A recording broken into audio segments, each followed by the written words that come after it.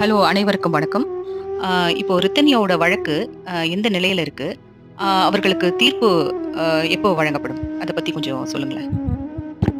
நன்றிம்மா, வணக்கம். இது ரித்தன்யாவுடைய வழக்கு எந்த நிலையில இருக்கு அப்படின்னு கேட்டிருக்கீங்க.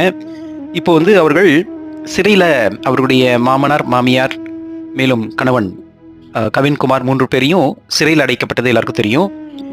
அவர்களுக்கு என்னென்ன பெயில் ஆர்டர், அதாவது அவங்க மாமியாருக்கு உடல்நலக் குறைவால பெயில் வேணும் அப்படின்னு சொல்லி அவர்கள் மனு தாக்கல் செய்திருந்தார்கள். அதை நீதியரசர் விசாரிக்கும் பொழுது அதுக்கு இவர்களை வெளியில விட்டா தடயங்களை அழித்து விடுவார்கள், புலனாய்வுக்கு இடைஞ்சலாக இருக்கும் என்கின்ற ஒரு அடிப்படையில அவர் நிராகரித்திருக்கிறார். அதாவது அவங்களுக்கு பெயில் கிடைக்கல, இப்போ சிறைக்குள்ள தான் இருக்காங்க.